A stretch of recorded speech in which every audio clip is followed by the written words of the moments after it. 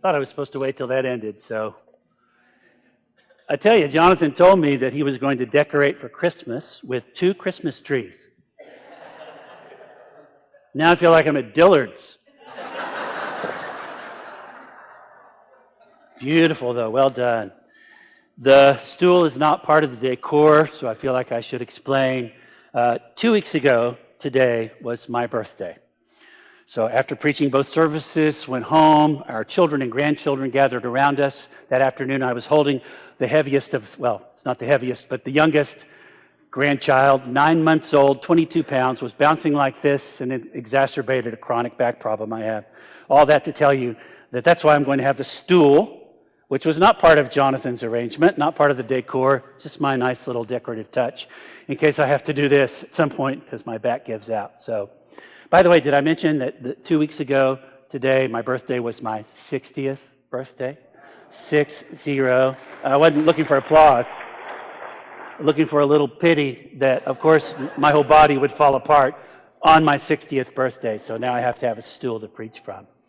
But I'm thrilled that Jonathan called a few months back and said, hey, why don't we swap? And then he told me today would be the beginning of a brand new series he's going to call Christmas Trees. Now, I told him I'm finishing a series on the Sermon on the Mount, which is easy. So he got the easy assignment today from Matthew 7, speaking about learning to live with good judgment, and I got a brand new assignment. So I've got to do something with Christmas trees today. I started with National Geographic. You may not see the connection immediately, that's all right. In 1982, when Beth and I, my wife Beth, by the way, is here. Wave hello, honey. When we moved to Kenya in 1982, somebody at my home congregation gave us a gift subscription to National Geographic. National Geographic in Africa was like TV, because we didn't have a TV, so I read every word of every issue. We came back in 1992, and I kept that subscription going, and yes, I still subscribe, which means I have 37 years worth of National Geographic. All that yellow on my bookshelves, I know, would be the envy of almost no one, except geek people who are fans of National Geographic, I suppose, but I'm one of them. The December 2019 issue, the very current issue, the cover story is called Under Jerusalem. Now, some of you are going to go, oh, yeah, because you've been with me just recently to Jerusalem, and we walked in the tunnels under Jerusalem, Hezekiah's tunnel, walked under the tunnel underneath the Western Wall, which is the part of Jerusalem most people think of when they picture the wall where people gather to pray. I'm reading along in the article, this current issue, and even see the name of an Israeli archaeologist who I know. He's spoken on our campus. He's had dinner at our table, which reminded me of something I read a long time ago in a little book called You Might Be a Missionary If. It's a book of jokes. You might be a missionary if you're reading National Geographic and see somebody you know. And I thought, yes, this is my moment. So I read this name of this guy I know. 11 years ago, December of 2008, Israel was also featured on the cover, this time in an article about this man, King Herod, or Herod the Great. The image you see there is a picture of Masada, and then one of 2 palaces Herod built on Masada. Not just 1, 2 palaces on this one small mountain. And I got to tell you, I was thrilled when I saw that article 11 years ago. I have this strange fascination with the Herod family tree. I know it's going to seem odd to you, beginning with Herod the Great. Why would I be so interested in this? It's strange to Beth that I've memorized the Herod family tree. And then when she sends me to Kroger to get flour, I can't remember, was that all-purpose flour or self-rising flour? Does it really matter anyway? Evidently it does. But ask me about the Herods, and I can tell you which one is whom. You read through the Gospels or you read Acts, and you come to the name Herod, since they all go by Herod. If you ask me the question, okay, Monty, which Herod is this? You'll be my new best friend. Because I think it matters to understand who these people are. We're talking about Herod the Great, born in 73 BC, died in 4 BC, and that may seem a little odd to you, 4 BC. Wasn't this the Herod that was around when Jesus was born? How could he be die in 4 BC, 4 years before the birth of Christ? Well, that's because our calendars are messed up. He's called Herod the Great, not because he was great. I mean, he was no great politician. He was a tyrant. He became the ruler of Judea, the Roman province, in 37 BC, ruled until his death in 4 BC. Let's see, he's the king of the Jews for 33 years. Okay. Terrible father. So he's not called Herod the Great because of parenthood. He had 5 different wives. His favorite he had murdered and then preserved in honey. Don't ask. It's pretty perverse. He also murdered his mother-in-law, his brother-in-law, his uncle, and 3 of his sons, whom he considered to be rivals to his power. In fact, Caesar Augustus, who was the emperor when Jesus was born, he noted that it would be better to be Herod's pig than to be his son. He was right about that. No, he wasn't called great for any of those reasons. He was called Herod the Great because of his amazing building projects, like the one you saw on the cover, that palace at Masada. But the first thing at the top of the list would be the Temple Mount, the temple that had been destroyed by the Babylonians in 586 BC, and then reconstructed 70 years later. But those returning exiles who rebuilt the temple, when they looked at it, the old women who remembered what it once was in all its grandeur after Solomon had finished it, when they saw the new one just going up, they said, oh no, this will never look like that one. And it never did. 500 years later, Herod the Great decides to begin this major renovation of the temple, starting with rebuilding the mountain, an artificial mountain on which the temple itself was constructed. So that's the Temple Mount. When you go to visit Jerusalem today, that's the part that you recognize, the Western Wall. We tend to call it the Wailing Wall. It's only part of the artificial plaza that he reconstructed. He began that reconstruction, by the way, in the year 20 BC, according to Josephus, the Jewish historian. And of course, he was out of the picture by 4 BC, so he only got 16 years worth of work put in, and then the work continued without him. Continued for another many years. In fact, the reconstruction of the temple wasn't finished until 64 AD. Took 84 years altogether to rebuild the place. Major reno project, I would say. And ironically, 2 years later, in 66 AD, Jewish zealots thought it's time to drive the Romans out. Look, we finished the temple. Drove out the Romans, established an independent state. We were one nation under God, and then immediately the Romans attack. They lay siege to the city of Jerusalem and eventually conquer and destroy the temple in the year 70 AD. Brand new for only 6 years before it was destroyed, never to be rebuilt again. Another little side note that you may or may not find interesting. I do. Remember in John chapter 2, according to John's account, when Jesus cleanses the temple? He's throwing things around. They've turned it into a marketplace. This is not what the temple is for, he says. And they say to him, who do you think you are? By whose authority are you behaving this way? Show us a sign that will convince us that you have the authority to act this way in the temple.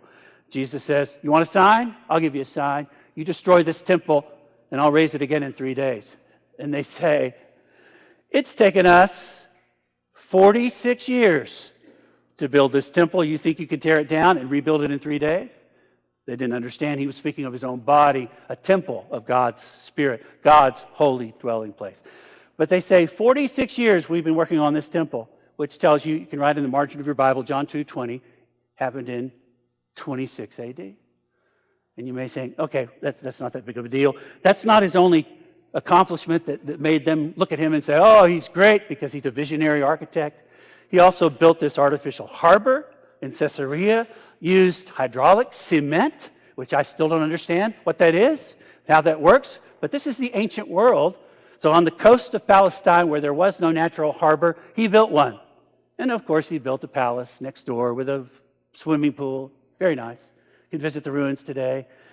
It wasn't only that he built a palace. You've seen the one in Masada. There was another one in a place called Machaerus, on the other side of the Dead Sea in what is modern-day Jordan. He built one in Jericho, built those 2 in Masada, and maybe the most impressive of all to me, he built this palace at a place called Herodian, which was a hill that he'd found that he could turn into a bigger hill. It's on the next picture, I think. Turn it into a bigger hill and then dig tunnels and rooms and halls and all kinds of quarters inside that artificial mountain, now we call Herodian's Palace. Fascinating construction, though it is. And it's there that Herod's story and the story of Jesus begins to intersect. Here is the tale of two kings according to the Gospel of Matthew, beginning in Matthew chapter 2, verse 1. After Jesus was born in Bethlehem in Judea, during the time of King Herod, okay, just ask me, which Herod is this? Okay, this is Herod the Great, this one. During the time of King Herod, Magi from the east came to Jerusalem and asked, "Where is the one who has been born King of the Jews?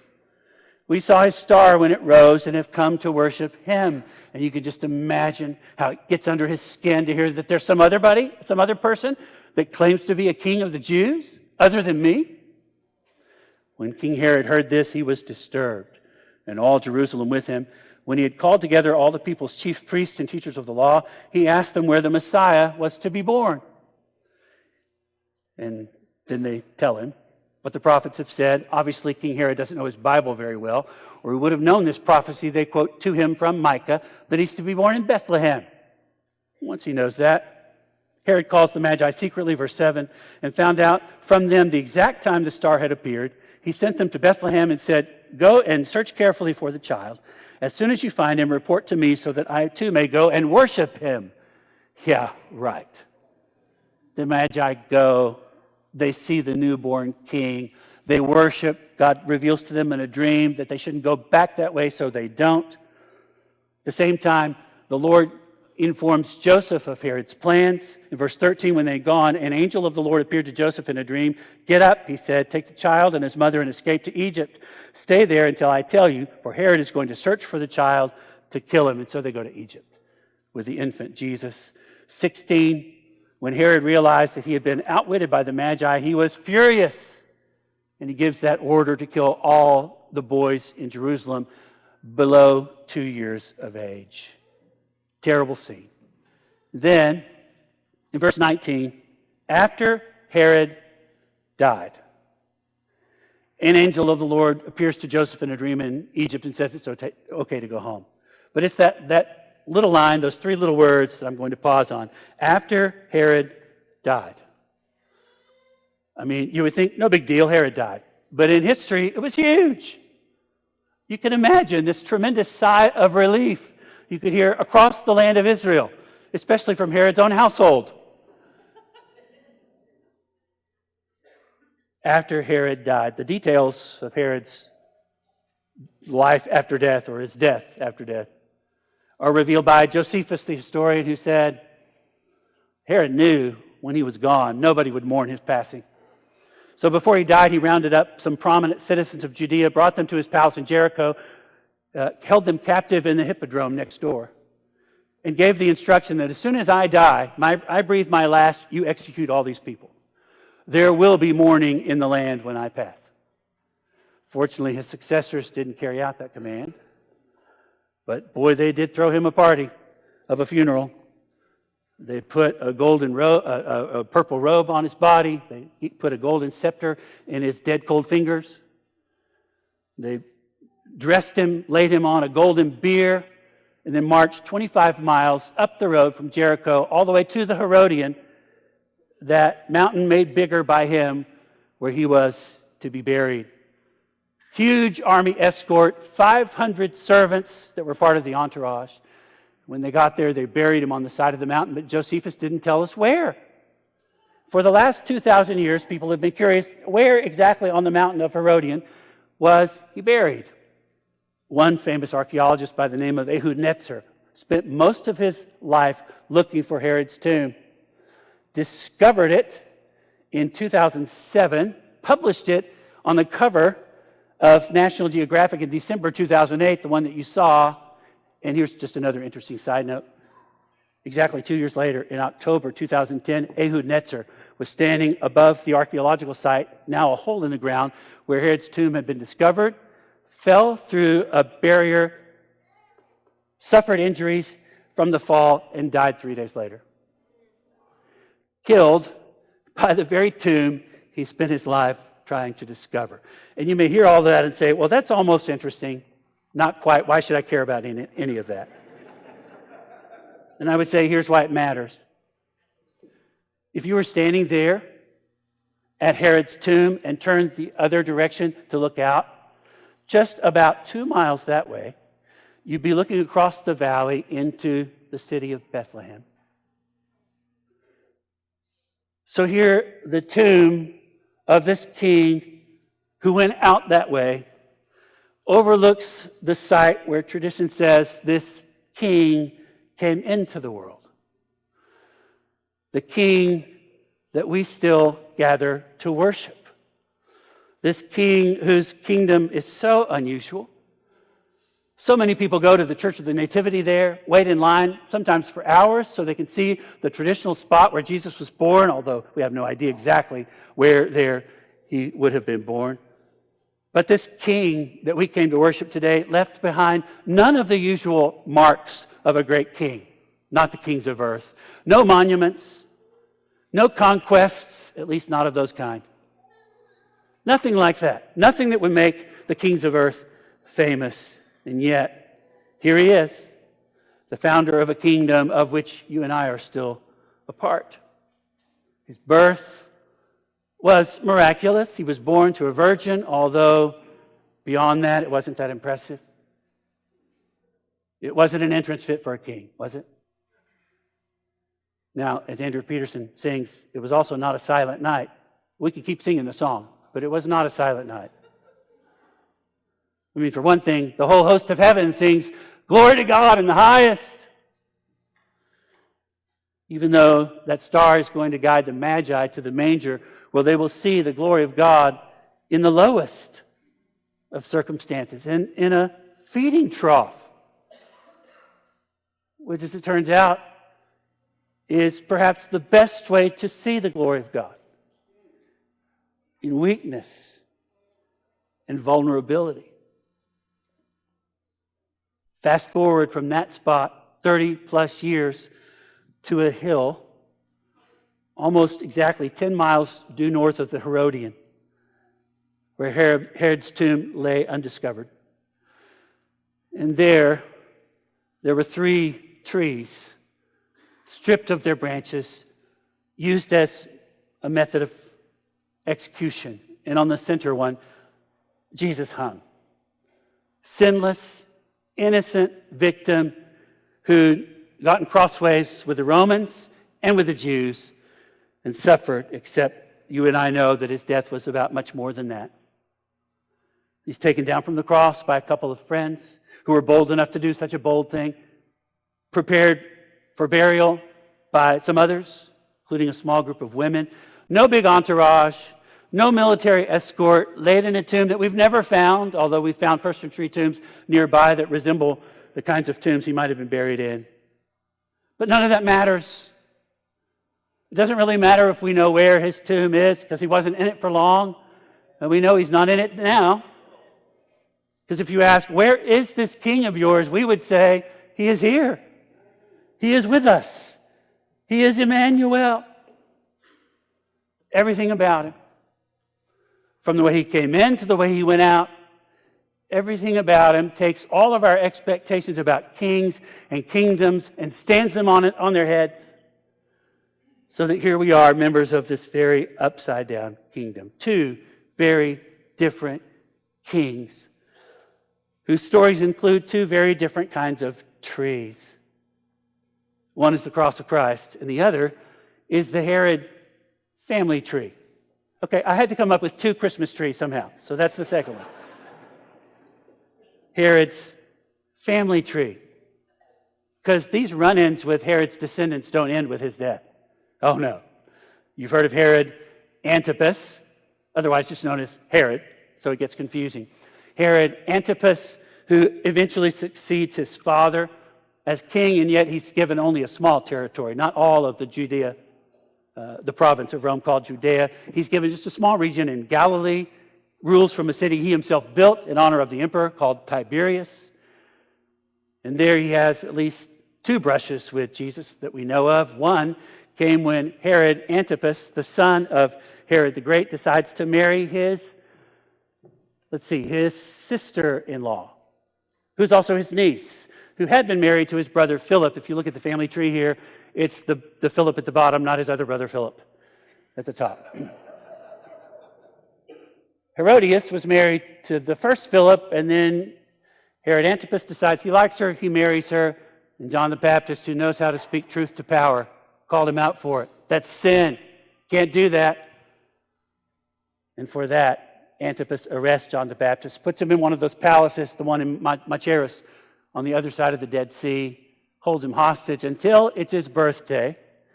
On his birthday, his stepdaughter, I guess, Salome, does this dance for her stepfather, and he responds in a perverted sort of way, so enthralled with her dance that he says, "Ask anything that you want, I'll give it to you. You know what she asked for."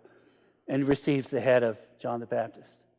Matthew 14 opens after that's already happened, and then after the first couple of verses gives you the backstory.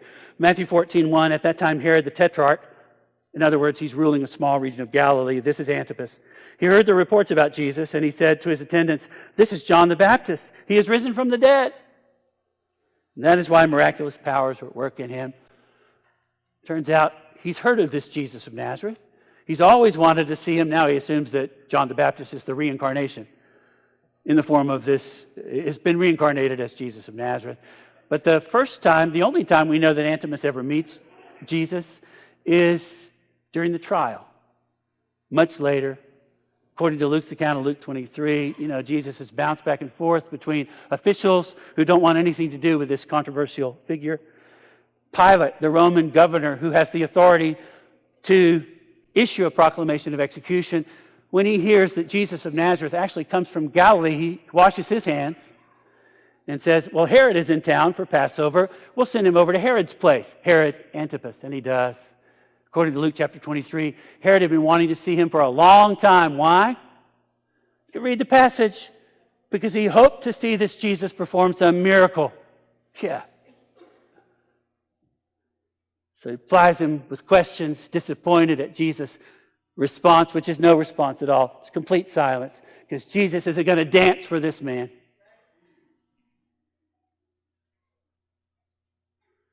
And you know what happens next. After that, Antipas dies. A few years later, his nephew, Agrippa I, comes to the throne. He's not just given Galilee, he's given the whole realm of Judea like his grandfather, Herod the Great, had ruled. And yet still he's dealing with these annoying Christ followers who are carrying their cross all over the world, spreading this Christian faith around the Mediterranean world, including in Jerusalem. He feels like this is a threat to his own popularity. So he takes action. According to Acts chapter 12, Agrippa I arrests James, who's the brother of John, executes him. Numbers go up in the polls. He says, "Well, that worked well. Let me arrest Peter as well." So he arrests Peter, puts him in jail, intending to do the same thing. But you know what happens, right? Acts chapter 12, an angel of the Lord stages a prison break, frees Peter from prison. When he realizes this isn't a dream, he goes to the home of Mark's mother's house, knocks on the door, Rhoda slams the door in his face. Funny story, go read it on your own time. I mean, he crashes the prayer meeting that's all about him, and they don't even recognize him when he shows up. In humiliation, Herod, now this is Agrippa I, the grandson of Herod the Great. Agrippa I goes back to his palace in Caesarea, the palace that his grandfather had built, that he now lives in, that is his headquarters, goes there, receives a couple of delegations to do politics. And of course, they're trying to flatter him to get what they want. So they say, "Oh, Agrippa, these are not the words of a mortal man. These are the words of a God." And if he's been anywhere around Judaism at all, he ought to know that's called blasphemy. You shouldn't accept that kind of praise as if you're God. You should reach in and tear your T-shirt as a sign that you know this is terrible, but he doesn't. They say, "This is not the voice of a mortal man, but of a God." And he says, "Thank you very much." and doubles over in pain and dies in that palace that his grandfather had built years before. I wonder if he knew he just got taken out because he was trying to interfere with the spread of the kingdom of another king. I wonder. Well, that's Agrippa the First. This king of Judea. And we're still not done. I mean, Herod's family tree is not out of the woods yet. There's Herod the Great, followed by Herod Antipas, followed by Agrippa the First. He has 3 children that grow up in that palace that call that home. They played in that palace as children in Caesarea. One was Drusilla. Drusilla had been married. Eventually she marries a man named Felix who'd also been married. These were not good people. They're not moral people. Both been married previously. Now they're married to one another for immoral kinds of reasons. And Felix, her husband, loved her so much before they married that he decided to convert to Judaism so he could be a ruler in Judea as well. He eventually is appointed as governor, like Pilate had been. Now Felix is now governor, beginning in 52 AD through 59 AD. That makes Drusilla the first lady to the governor of the province of Judea, which also puts her in the path of a strange-looking little former rabbi, now Christ follower named Paul. And when the Apostle Paul is imprisoned in the palace of King Herod, read the last verse of Acts 23. He was held captive in Herod's palace, that palace in Caesarea. When he was held there, he actually appeared multiple times before Felix, the governor, and his wife, Drusilla. And Luke, who wrote the memoirs, we call it Acts of the Apostles, he says, Paul came frequently to testify about his faith in the Lord Jesus. So the passage from Acts 24. To testify about his faith in the Lord Jesus. When they would come, he would talk to them about righteousness, self-control, and the judgment to come. The Apostle Paul, a prisoner, doesn't shy away from difficult, sensitive topics when he's speaking truth to power. You get the impression that Drusilla was at least a little bit interested. Felix, on the other hand, we're told he just wanted a bribe. So he keeps him coming and going. Eventually, Felix is removed from office. Another little interesting side note that's not in your Bible, but it's in the writings of Josephus. 20 years later, in the year 79 AD, Drusilla and the son she had by Felix were vacationing in southern Italy in a little town called Pompeii. Yeah, bad timing.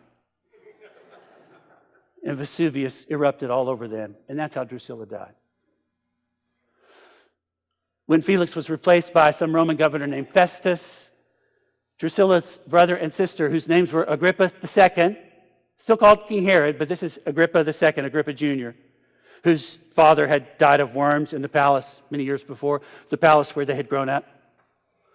Agrippa II and his wife/sister, Bernice. I'm sorry, but that was the nature of their relationship. They come to pay their respects to this total stranger to them, the new governor, who's replaced their brother-in-law.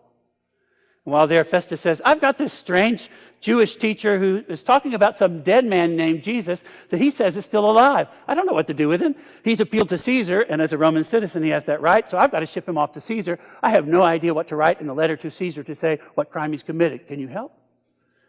And Agrippa Jr. and Bernice say, sure. And they have this audience with the Apostle Paul. They're going to hear testimony about this Jesus, the King of Kings and Lord of Lords. Bernice, not a nice girl. When Vespasian, the Roman emperor, laid siege to Jerusalem, the Temple Mount, she decided maybe he needs a mistress, and she became that mistress. He was called back in the year 69 to become the emperor of Rome, was replaced as the Roman general in charge by his son Titus, and Bernice became his girlfriend. When Titus did become emperor, he did want Bernice to become the first lady. The Senate in Rome wouldn't hear of it. So she went home and died in obscurity. Always married to brother Agrippa Jr. Here they are. According to Acts 26, they come into this receiving room in the palace of their great-grandfather, Herod the Great, where their father, Agrippa I had died. They come to this audience with the Apostle Paul, who wastes no time testifying about Jesus of Nazareth. This man that Festus says is a dead man that Paul still thinks is alive. Agrippa Jr. recognizes Paul's persuasive tone, and he says, "Do you think that in such a short time you could persuade me to be a Christian?" Can I ask you, do you talk one way to people you perceive to be higher in social status than you, and talk another way to people that you perceive to be of lower social status than you? Paul opens his mouth and testifies to anybody, and says so in response to his question. Do you think that in such a short time you could persuade me to be a Christian? And Paul says, short time or long, I pray to God that everyone here would be what I am, except for these chains. I wouldn't wish imprisonment on anybody. You know, those characters I just named, we wouldn't care about any of them were it not for the story of Jesus. And yet, my guess is that all of them, all of those Herods, all of those daughters, all of them thought they were the most important characters in the story. They had no idea. Their kingdoms are gone and forgotten, and here we are, worshiping the King who established a kingdom that will never pass away. A kingdom that cannot be shaken. Oh yeah, your congregation can be shaken. My congregation can be shaken. My faith may get wobbly at times. My knees may get wobbly, like they are. But I am part of an eternal kingdom that will never pass away. And for that reason, I'm given confidence and humility to follow in his steps and open my mouth and testify about the one who came into the world in this amazing way, born of a virgin, with the whole heavenly host singing his praises, who lived in this incarnational way, the way he lived, the way he served, was so in the flesh and so not in your face. This one who died this death that seems senseless, but that's because you can't see what's going on above the clouds. Oh, but we can. We're told what went on above the clouds, that it wasn't some senseless death of an innocent man. This was the way God chose to purchase our redemption, to buy us our place into this eternal kingdom to which we belong. 3 days later, he rose from the dead, ascended to the right hand 40 days after that, to the right hand of the Father. And his resurrection and ascension gives us hope and confidence that one day we too will join him.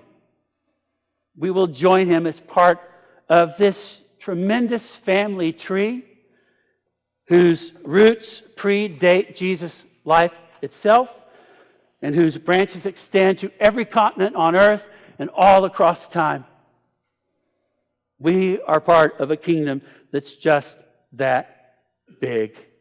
And so today we ask God, would you please God, especially in a season like this where, as Stuart said before, people are turning their attention to the Christ, but mostly cuddling his little baby cheek and tucking him away in the manger and then going and eating turkey watching football.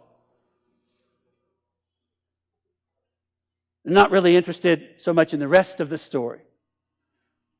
In this season where people turn their attention toward him, may God pry open our mouths, that we would testify before small and great alike that this Jesus of Nazareth is King of kings and Lord of lords. Shepherds will take their places in the aisles. If we can pray for you for any reason, whatever's going on in your life, we would like to right now. Let's stand and sing.